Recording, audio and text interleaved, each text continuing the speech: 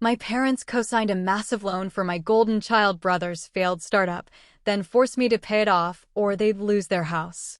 It's your duty, they said. So I cleared the debt, but they had no clue about the clause I slipped into the final agreement. You will not believe what happened.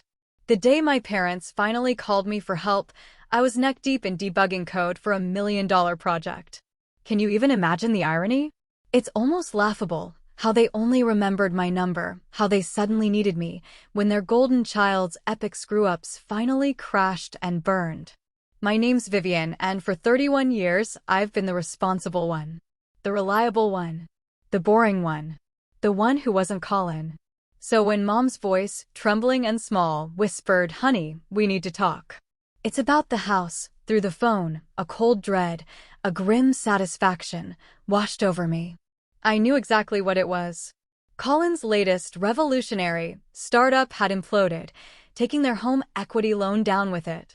I'd warned them 6 months ago, when they'd mortgaged their house to fund his brilliant idea for, I kid you not, an AI-powered toaster that could predict your breakfast preferences. How bad is it? I asked, already picturing the figure.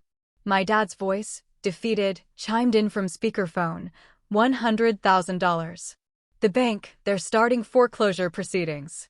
I leaned back in my office chair, staring out at the Seattle skyline.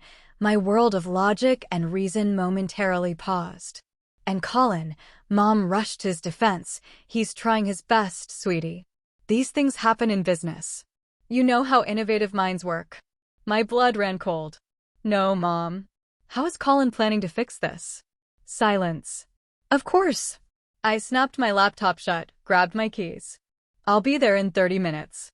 The drive to their suburban home felt like a journey back in time. Past the elementary school where Colin's mediocre art always made the bulletin board while my perfect math scores went unmentioned. Past the high school where they'd cheered at every one of his football games, but missed my valedictorian speech because he had a big game that day. My parents were waiting on the porch, Mom wringing her hands, Dad looking utterly deflated.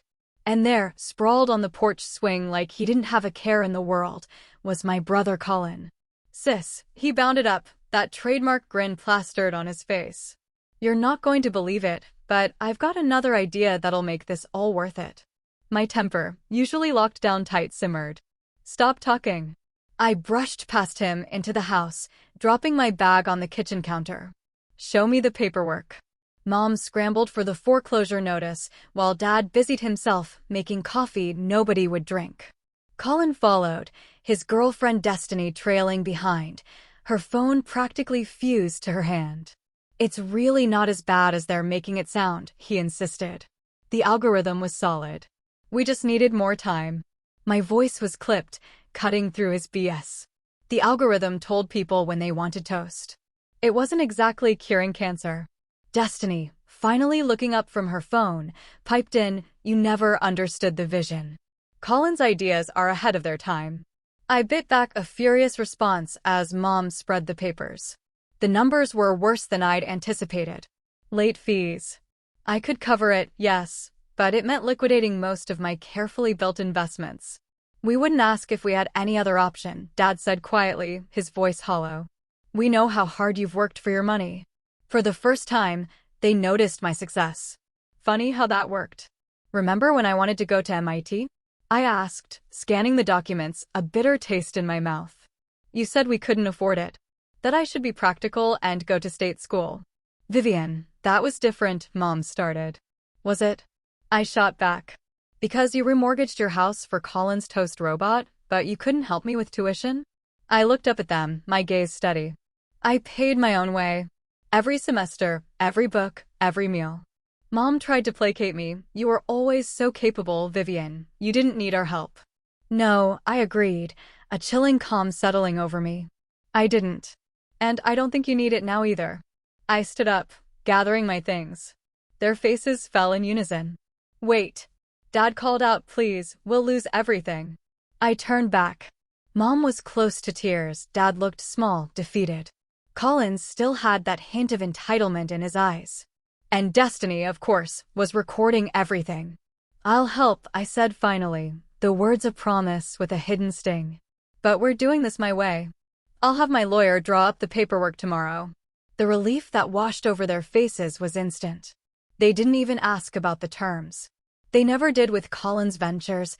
Why start now? As I drove home, I called my friend, Cassandra, a partner at her firm.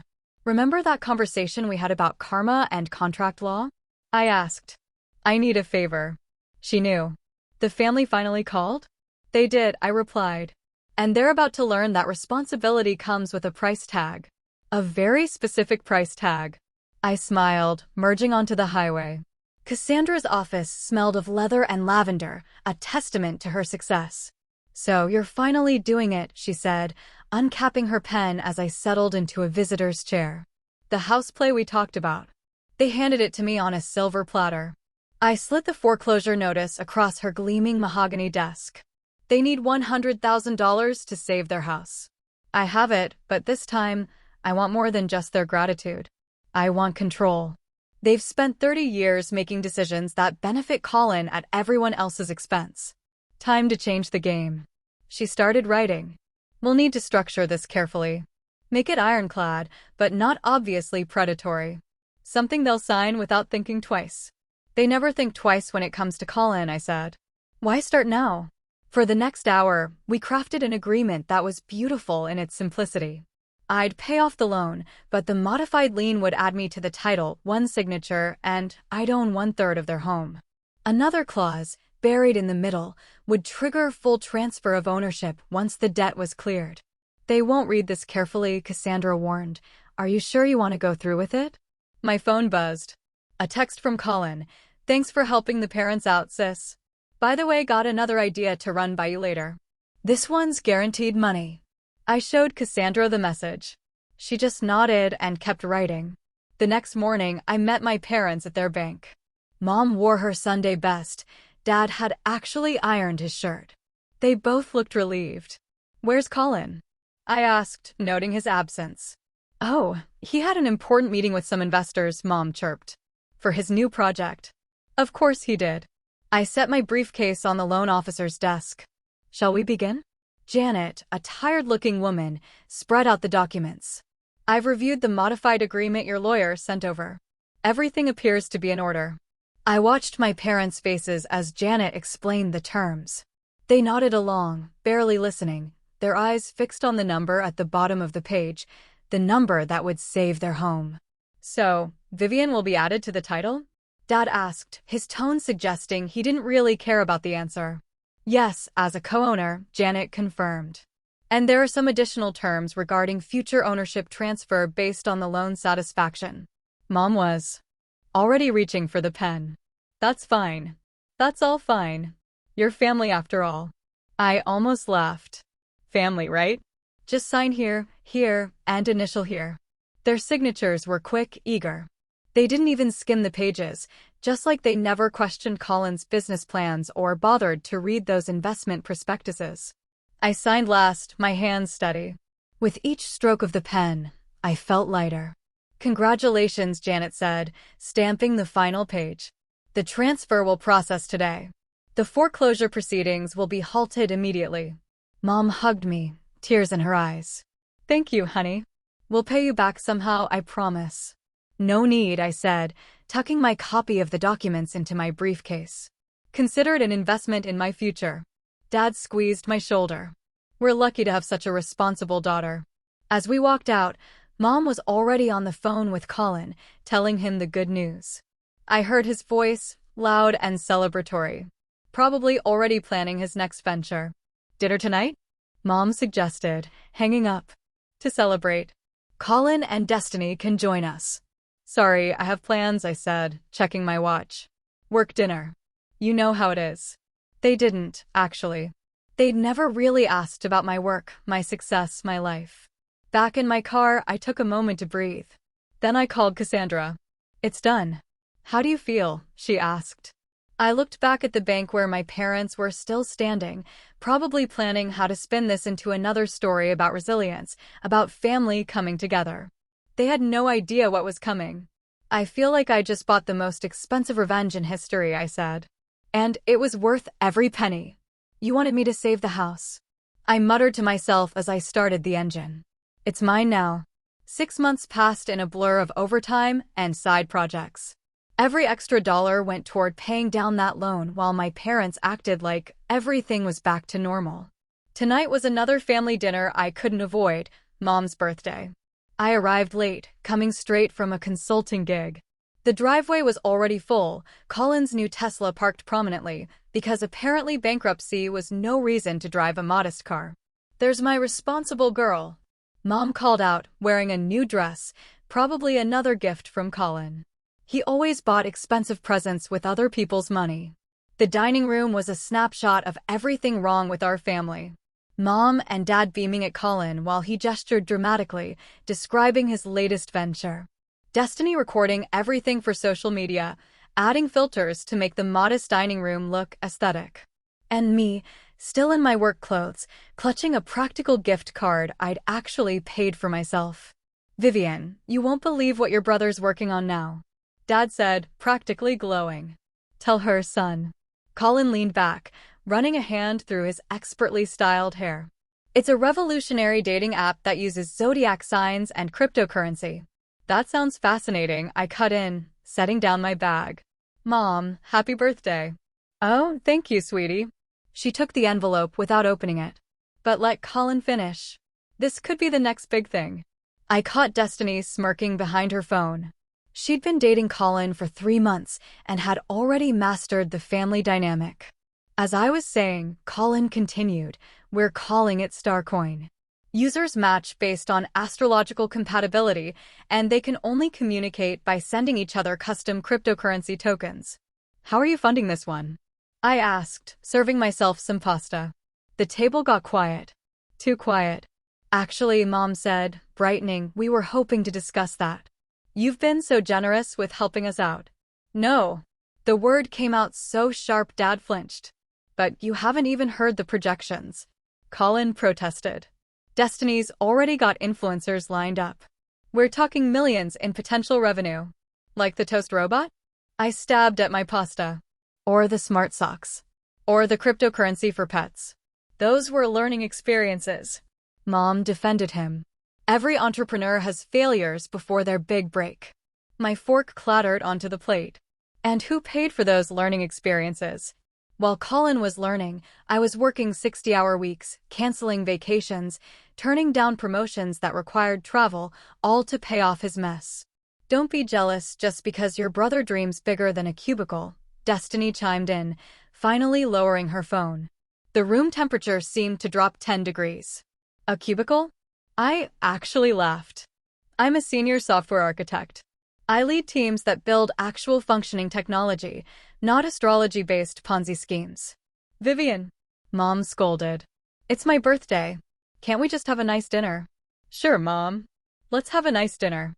Let's talk about how you're planning to fund Colin's next failure." Dad cleared his throat. "Well, we thought maybe with the house situation stable now." "The house situation isn't stable," I interrupted. "I'm still paying off the loan. The loan I took out to save your house because of his last brilliant idea. And we're so grateful," Mom said quickly. "You know, you'll probably make that money back in no time. You're so good with finances, unlike your brother. He's more of a big-picture person." The table erupted in agreeing chuckles. Even Destiny laughed, probably not realizing she was dating a big-picture person who couldn't pay his own rent. I stood up, my chair scraping against the floor. "I need to go. I have an early meeting tomorrow." "But we haven't had cake," Mom protested. "And Colin was going to show us his presentation." "I'm sure it's fascinating," I said, grabbing my bag. "Send me the pitch deck. I'll add it to my collection." As I reached the door, Colin called out, "Hey sis, think about the investment opportunity. Family discount." I turned back one last time. They were all there, bathed in the dining room light, looking like a perfect family photo, Mom in her new dress, Dad with his proud smile, Colin holding court, Destiny documenting it all. "You know what the funny thing is?" I said, my voice cutting through the pleasant charade. "None of you have ever asked me what I do with my cubicle job. Not once. You've never asked about my projects, my promotions, my actual success. Because it's not exciting enough. It's not big picture enough." "Honey," Mom started. I'll send this month's loan payment on Friday, I said, and closed the door behind me. In my car, I pulled up my banking app, another $5,000 transfer to the loan account. Another step closer to owning their house outright. They thought I was paying off their debt. They had no idea I was buying their future. The email from my bank arrived on a Tuesday morning. Loan payment confirmation. Final balance, $0. I forwarded it to Cassandra with just 2 words, "It's time." Her response came minutes later. Paperwork filed. Ownership transfer will process by end of day. I should have felt something more. Relief, maybe, or guilt. Instead, I felt nothing but a calm, certain resolve as I drove to my parents' house. My house now, technically, for what I knew would be an interesting conversation. I found them in the kitchen with Colin and Destiny, huddled around a laptop, probably reviewing another doomed business plan. Mom saw me first. "Vivian, we were just about to call you." Colin's got the pitch deck ready for Starcoin. Actually, I interrupted, setting my briefcase on the counter. "We need to talk about the house." "Oh, did you make another payment?" Dad asked, his voice light. "You're so diligent with those." "I made the final payment." I kept my voice neutral. "The loan is paid off." Mom clapped her hands together. "That's wonderful. Now we can focus on Colin's new venture." "We were thinking of taking out a small business loan." "You can't," I said. Colin looked up from his laptop. "What do you mean they can't?" "They can't take out a loan against the house," I explained, pulling out the documents, "because they don't own it anymore." "I do." The kitchen went silent. Even Destiny stopped typing. "What are you talking about?" Mom laughed nervously. "Of course, we own the house." I laid the paperwork out on the counter. "Remember that agreement you signed at the bank? The one you didn't read? It included a transfer of ownership clause that activated when the loan was paid in full." Dad grabbed the papers, his hands shaking. This can't be legal." "It's completely legal," I said. "You signed it. All of you did. Check the signatures." Colin stood up so fast his chair fell backward. "You tricked them. This is fraud." "No, it's contract law," I countered, looking directly at him. "Something you might want to study before your next startup failure." "Vivian." Mom's voice was trembling. "We're your family. You can't do this to us." "Family?" I laughed, a bitter, hollow sound. "Was it family when you remortgaged your retirement to fund Colin's pet cryptocurrency? Was it family when you missed my college graduation for his football game? Was it family when you spent my college fund on his first failed business?" "That's different." Mom protested. He needed consequences," I cut in. "And so did you." Destiny was filming everything now, probably already planning the viral sympathy post. "This is so toxic," she muttered. "Like, literally evil." "The house is mine," I continued, ignoring her legally and completely. "You can stay as tenants if you want. I'll draw up a lease, market rate rent." "You can't be serious," Dad said, still staring at the papers. "We're your parents. And I'm your daughter. The one you never needed to worry about. The responsible one, the boring one." I picked up my briefcase. Turns out I learned something from Colin after all. How to execute a hostile takeover.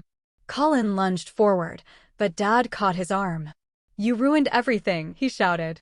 "All my investors were counting on this house as collateral." "More investors you lied to?" I asked, my voice dangerously calm. "Add them to the list. I'm sure Destiny can make a great TikTok about it." Mom was crying now. "Please, sweetie, we can work something out. We're still family." "Family doesn't exploit family," I said. "But you never learned that lesson, did you? You just kept enabling him. Kept sacrificing everything for his dreams." "Well, now you've sacrificed your house, too." "I'll fight this," Colin threatened. "I'll get lawyers."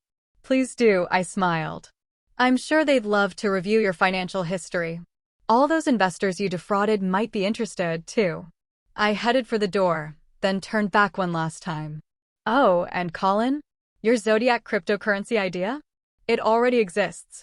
It failed last year, but you'd know that if you did any actual research." The last thing I saw as I left was Dad sinking into a chair, the papers crumpling in his hands, while Mom tried to comfort a raging Colin.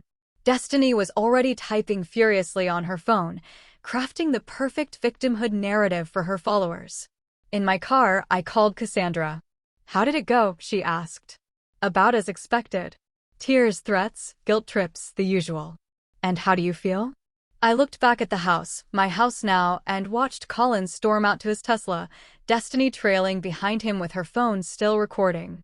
I feel like I just closed the most expensive therapy session in history, I said. And it was worth every penny. The fallout was nuclear.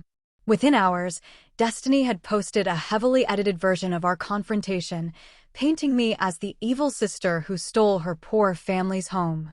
The comments were exactly what you'd expect, so toxic. Family is forever.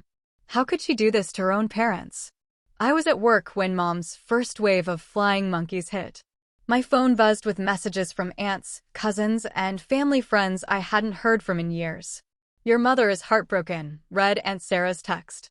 How could you be so cruel? I muted my phone and focused on my code review until Nathaniel, my team lead, tapped on my desk. Your brother's in the lobby, he said quietly. Security called up.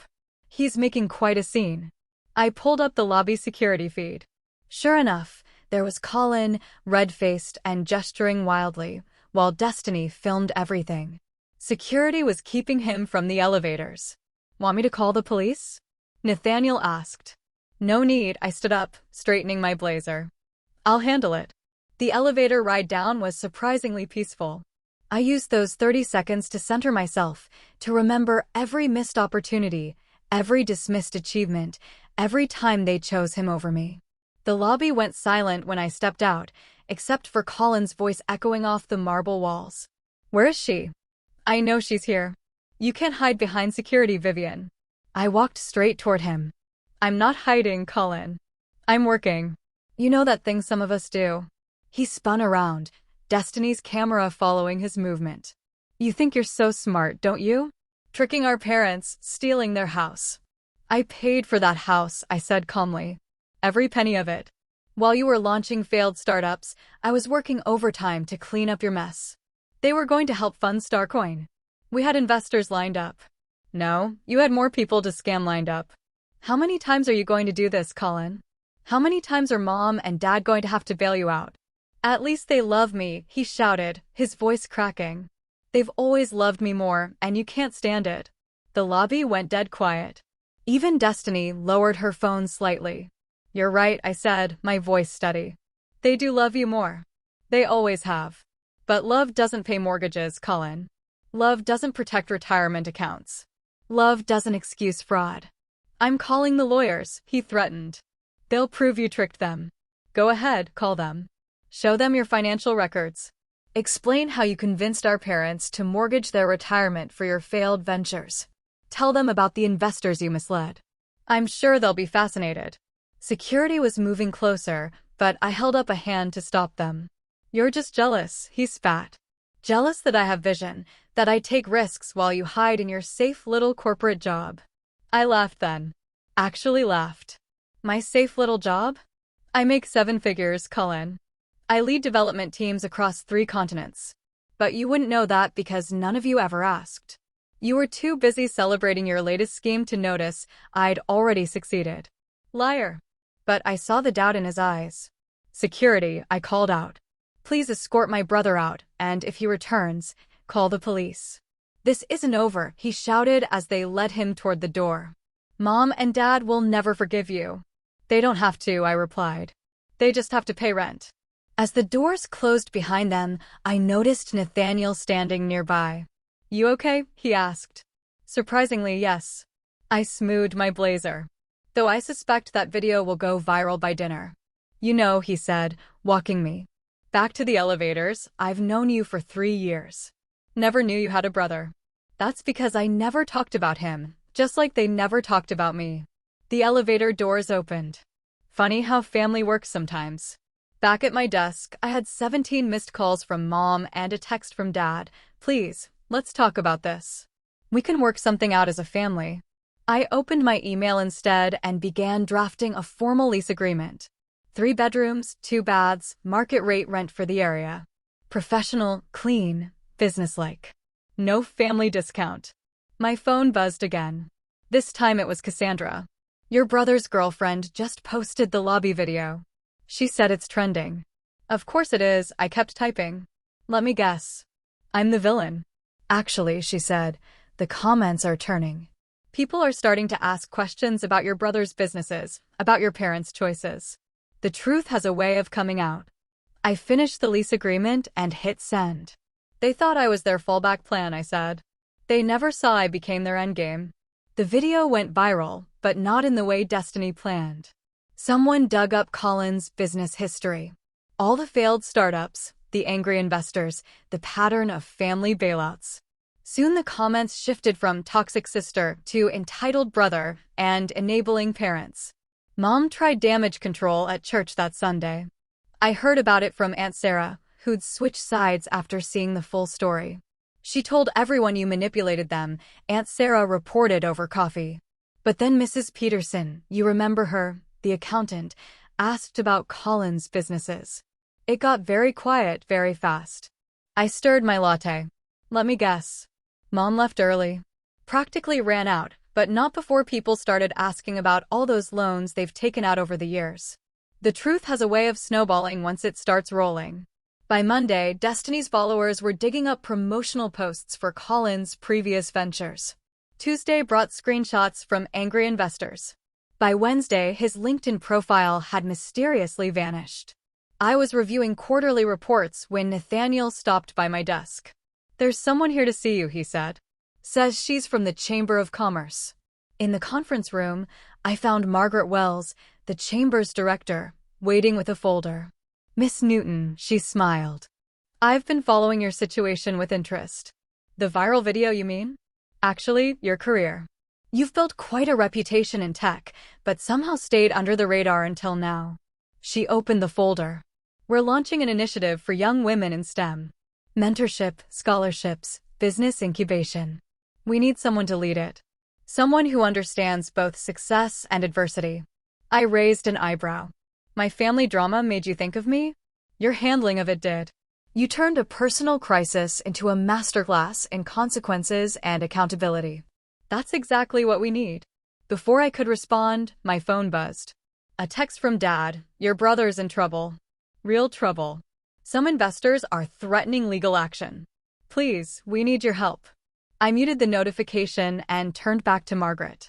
Tell me more about this initiative. We spent an hour discussing plans, possibilities, and funding. By the end, I was intrigued. There's just one thing, Margaret said, gathering her papers. We need a physical location, somewhere accessible with enough space for workshops and meetings.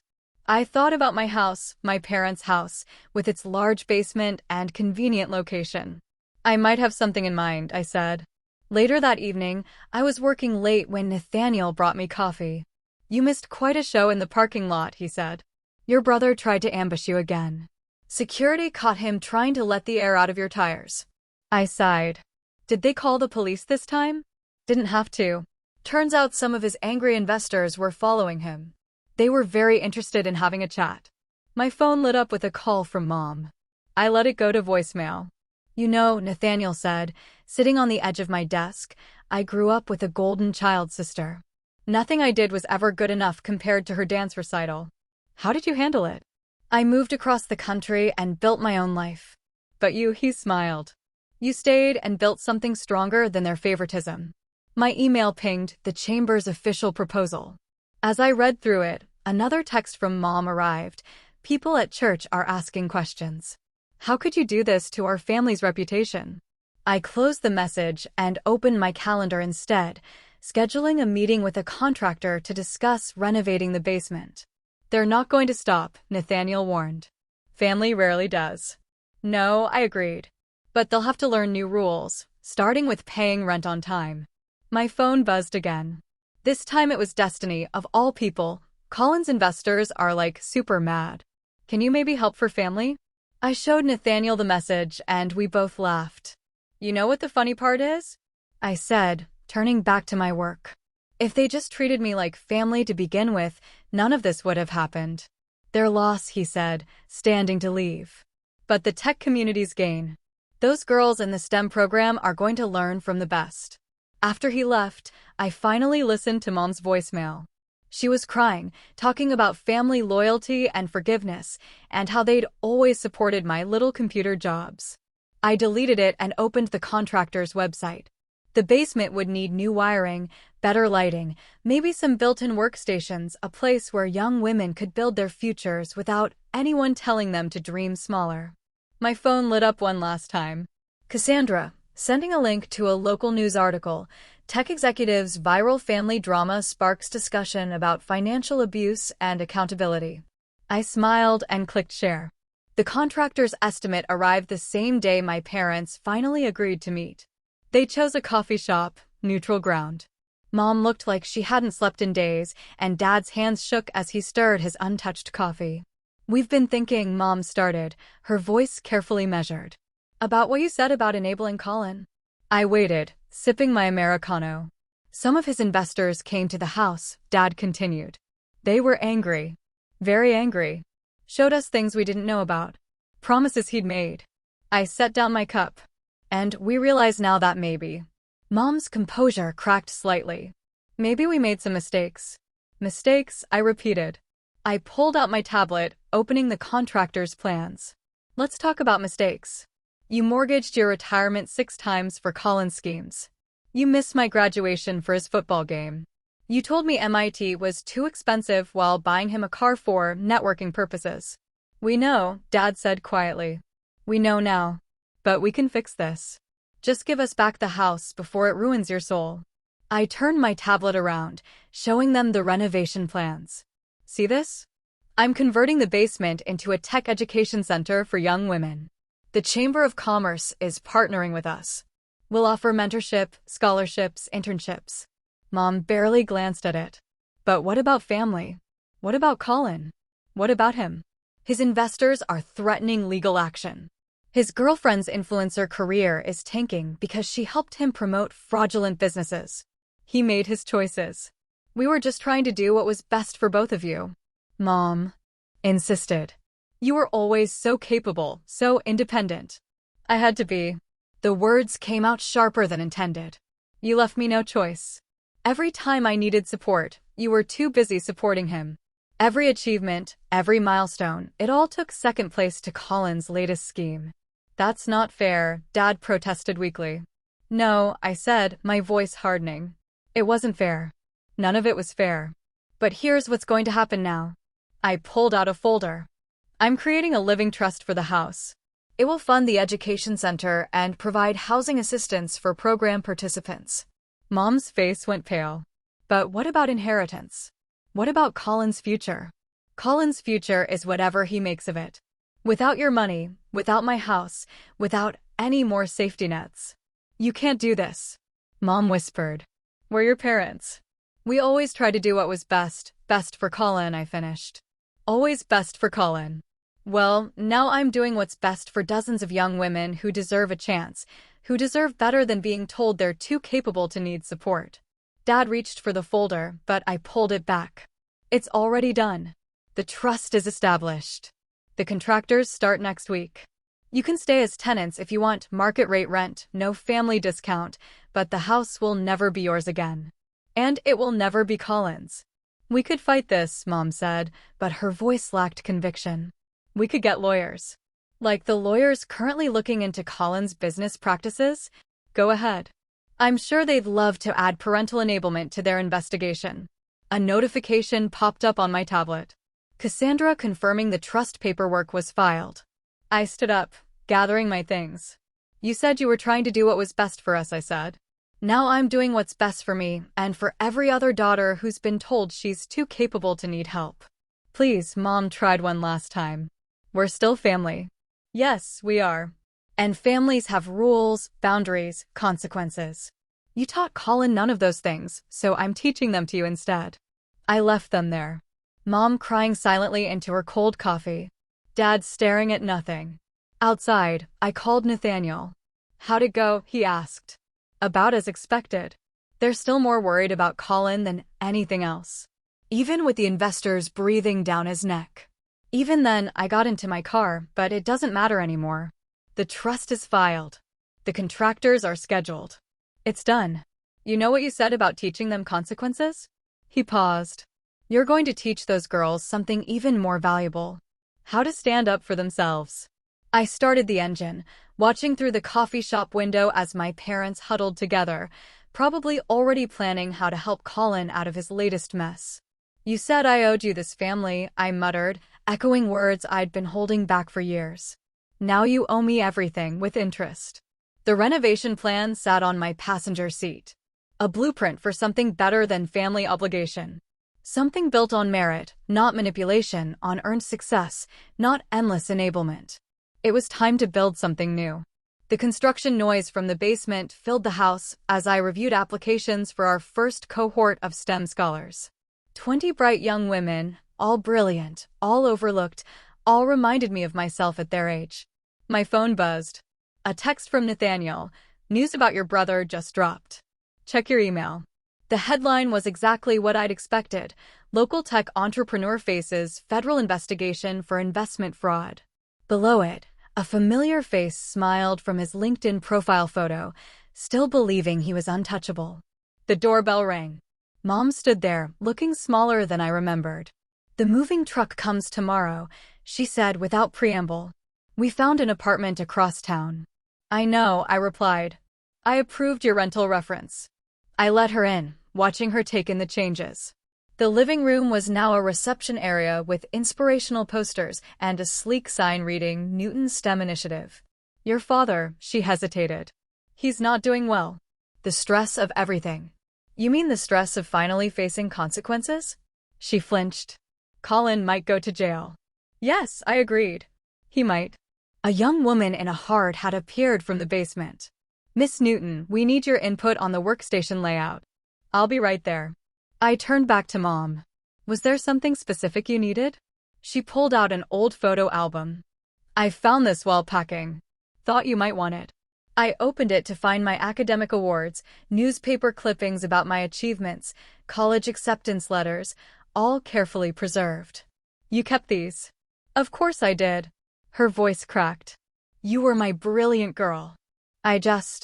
I thought you didn't need me to say it. You were so capable, so strong. I needed you to show up, I said, closing the album. Not just keep a scrapbook. The construction manager called up again. Miss Newton.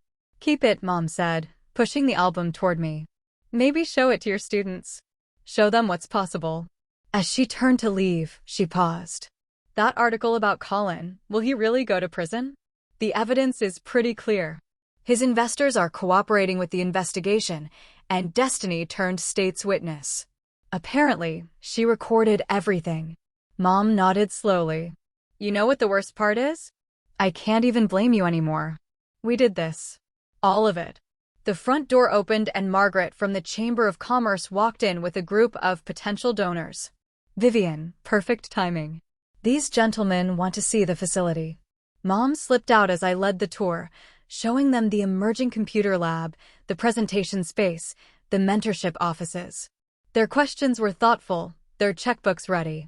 This is exactly what the community needs, one donor said. A place where talent isn't overlooked. After they left, Cassandra arrived with a stack of papers. Final paperwork on the trust, she said. Once you sign, it's irrevocable. The house will permanently serve its new purpose. I signed without hesitation. Your parents' apartment, she asked. Signed their lease yesterday. Market rate, no special terms. And Colin? His lawyer called. Wanted to know if I'd testify about family dynamics, paint him as a victim of enabling parents. I smiled. I declined. Nathaniel appeared in the doorway. Contractors need you again. Something about the wiring specs. Before heading downstairs, I stopped at the new bulletin board. It was empty now, waiting for our first students. Achievements to fill it. Next to it hung a single frame, my MIT acceptance letter, finally displayed after all these years. You know, Nathaniel said, following my gaze. You could have just sold the house, walked away clean. This isn't about walking away, I touched the frame. It's about building something better. Something that matters. My phone lit up with a final text from Mom. Moving trucks booked. Your father wants to know if you'll have dinner with us sometime. Just dinner. No asking for anything. I showed Nathaniel the message. Will you go? He asked. Maybe. On my terms this time. The construction manager called up again about the wiring, and I headed down to the basement. The space was transforming. Bright, open, full of possibility. Everything I'd wished for at their age. I didn't burn bridges, I realized. I invested in better roads. They just chose not to travel them. But these girls would. These brilliant, overlooked, capable girls would build their own paths, their own success stories. And this time, someone would be there to support them. The house wasn't just mine anymore. It belonged to every young woman who needed what I never had. A chance to shine without being told she was too bright. That, I knew, was worth more than any inheritance.